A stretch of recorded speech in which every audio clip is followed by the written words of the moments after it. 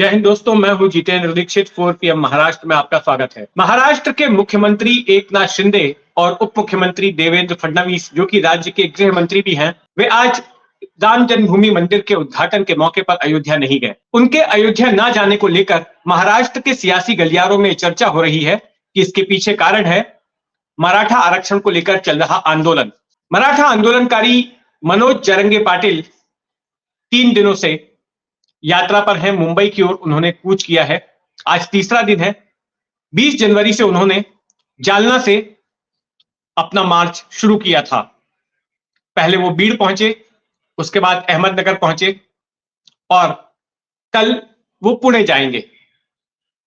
जगह जगह पर रुकते हुए बड़े पैमाने पर मराठा कार्यकर्ता उनका स्वागत कर रहे हैं, उनकी खातिरदारी कर रहे हैं और उनके साथ जुड़ रहे हैं। जो शेड्यूल हाथ में आया है उसके मुताबिक वो 26 तारीख तक मुंबई पहुंचेंगे। इस शेड्यूल के मुताबिक 23 को वो पुणे में है, उसके बाद 24 को पुणे सिटी से वो निकलेंगे और मुंबई पुणे एक्सप्रेस वे होते हुए 25 तारीख को वो नवी मुंबई पहुंचेंगे और उसके बाद 26 को चेंबूर इलाके से उनकी पदयात्रा शुरू होगी, जो या तो आजाद मैदान तक जाएगी या फिर शिवाजी पार्क तक, जहां बैठकर वे आमरण अनशन शुरू कर देंगे मराठाओं को सरकारी नौकरियों और शिक्षा में आरक्षण देने के लिए। इससे पहले भी 2 बार मनोज जरंगे पाटिल इस तरह के आमरण अनशन कर चुके हैं और दोनों बार बड़े पैमाने पर राज्य में हिंसा हुई।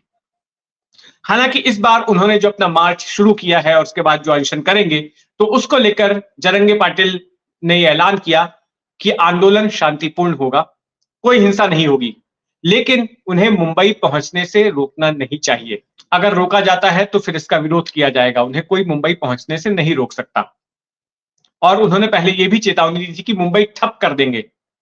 मुंबई के गली गली में मराठा कार्यकर्ता नजर आएंगे। इस बीच सरकार की तरफ से उनको मनाने की तमाम कोशिशें नाकाम साबित हुई हैं। पहले भी शिंदे सरकार का एक प्रतिनिधिमंडल मनोज जरंगे पाटिल के पास गया था, उनको समझाने बुझाने के लिए कि वो मुंबई ना आए। इसके लिए उनको भरोसा दिलाया गया कि फरवरी के महीने में एक विशेष सत्र बुलाया जा रहा है महाराष्ट्र विधानसभा का, जिसमें मराठाओं को आरक्षण देने के लिए प्रस्ताव पारित किया जाएगा, लेकिन वो इसके लिए तैयार नहीं है। उनको यह कहा गया कि देखिए, जो बैकवर्ड क्लास कमीशन है उसको जिम्मेदारी दी गई है कि वो अपना सर्वे का काम जल्द से जल्द पूरा कर ले, ताकि उसकी जो रिपोर्ट आए उस आधार पर सुप्रीम कोर्ट को यह कन्विंस किया जा सके, सुप्रीम कोर्ट को यह समझाया जा सके कि मराठा समुदाय पिछड़ा हुआ है, आरक्षण की जरूरत है, मराठाओं को आरक्षण देना चाहिए। और सुप्रीम कोर्ट से यह गुहार लगाई जाए कि जो 50% की सीमा तय कर रखी है सुप्रीम कोर्ट ने, उसमें रियायत हो, उसमें ढील दी जाए, क्योंकि 50% की सीमा से बाहर निकलकर ही संभव है कि सभी मराठाओं को आरक्षण दिया जा सकेगा। अगर ऐसा नहीं होता है तो फिर दिक्कत हो जाएगी। एक बार पहले भी जब देवेंद्र फडणवीस मुख्यमंत्री थे 2014 में, तो उनके उस कार्यकाल में भी मराठाओं को आरक्षण दिया गया था, सरकार ने घोषणा कर दी थी। लेकिन फिर कुछ लोग अदालत में चले गए और बताया गया कि अदालत ने पहले से जो 50% की लिमिट तय कर रखी थी, ये फैसला तोड़ रहा है और इस तरह से आरक्षण नहीं दिया जा सकता। अदालत ने उस फैसले को रद्द कर दिया और इसके बाद ये मामला वापस से अदालत में चलता रहा। ठाकरे सरकार बीच में आई, सत्ता परिवर्तन हुआ, उद्धव ठाकरे मुख्यमंत्री बने, लेकिन कोई राहत नहीं मिली सरकार को। और अब क्यूरेटिव पिटीशन दाखिल किया गया है सुप्रीम कोर्ट में और कोशिश की जा रही है शिंदे सरकार की तरफ से सुप्रीम कोर्ट को समझाने की। लेकिन उसके लिए चाहिए तथ्य, उसके लिए चाहिए आधार, उसके लिए चाहिए जानकारी, ये साबित करने की खातिर कि वाकई में मराठाओं को आरक्षण की जरूरत है। इस बीच मराठा आंदोलनकारियों को शांत करने के लिए सरकार ने ऐलान किया था कि ओबीसी कोटे के तहत कुणबी घोषित करके मराठाओं को आरक्षण दिया जाएगा, क्योंकि कुणबी आते हैं ओबीसी में और कुणबी मराठाओं को ओबीसी कोटे के तहत आरक्षण दिया जा सकता है। और इसके लिए प्रशासन को जिम्मेदारी दी गई कि निजामकालीन जो तमाम दस्तावेज हैं उनको खंगाला जाए, उनको निकाला जाए और उस आधार पर तमाम मराठाओं को ओबीसी कोटे के तहत आरक्षण दिया जाए। लेकिन उससे एक दूसरी समस्या खड़ी हो गई समस्या ये खड़ी हो गई कि ओबीसी समुदाय के लोग सरकार के खिलाफ हो गए, उनके संगठन सरकार के खिलाफ हो गए। यहां तक कि जो सत्ताधारी दल के ओबीसी समुदाय से आने वाले नेता हैं, जैसे कि छगन भुजबल, शिंदे सरकार में मंत्री हैं, नागरिक आपूर्ति मंत्री, पंकजा मुंडे जो कि बीजेपी की बड़ी नेता हैं, उन्होंने भी इसका विरोध किया। इनका कहना है कि मराठाओं को आरक्षण देना है तो दीजिए, लेकिन ओबीसी कोटे से नहीं, इससे ओबीसी के कोटे में कटौती होती है। और ना केवल इन्होंने बयान दिए सरकार के खिलाफ, भुजबल ने तो काफी आक्रामक तरीके से अपनी ही सरकार को लताड़ा और कहा कि इस तरह से मनोज जरंगे पाटिल के सामने घुटने नहीं टेकने चाहिए थे सरकार को, और जिस तरह की हिंसा हुई उसको बर्दाश्त नहीं किया जाना चाहिए था। लेकिन ये सब बयानबाजी तक सीमित नहीं रहा। इसके बाद ओबीसी समुदाय के नेताओं ने एक सिलसिला शुरू कर दिया यलगार रैलियों का।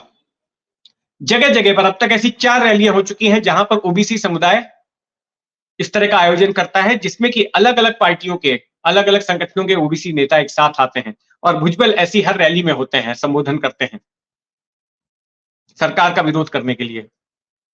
अब जब 26 जनवरी को मनोज जरंगे पाटिल मुंबई में आमरण अनशन करना चाहते हैं, तो उसी वक्त ओबीसी समुदाय के लोग भी, उनके संगठन भी आंदोलन करना चाहते हैं मुंबई में।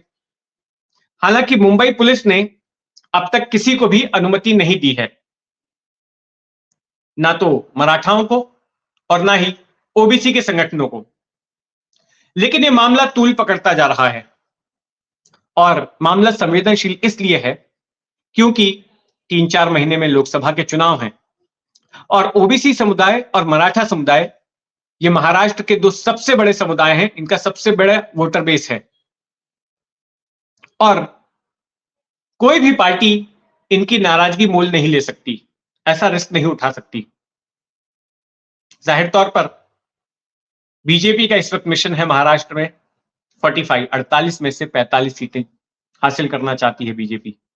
लेकिन अगर मराठा समुदाय नाराज हो गया या ओबीसी समुदाय नाराज हो गया तो फिर इस आंकड़े को हासिल कर पाना इतना आसान नहीं होगा।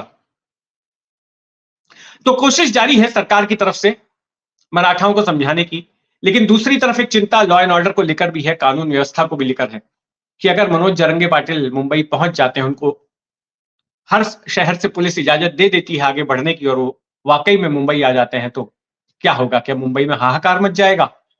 मुंबई पुलिस किस तरह की तैयारियां कर रही है, इसको लेकर बड़ा सवाल है। तो जो भी होगा मुंबई में, महाराष्ट्र की सियासत में, उस पर हमारी हलचल बनी रहेगी। आप भी अपनी नजर बनाए रखें 4 PM महाराष्ट्र पर, और ये खबर आपको कैसी लगी कमेंट बॉक्स में जरूर लिखें।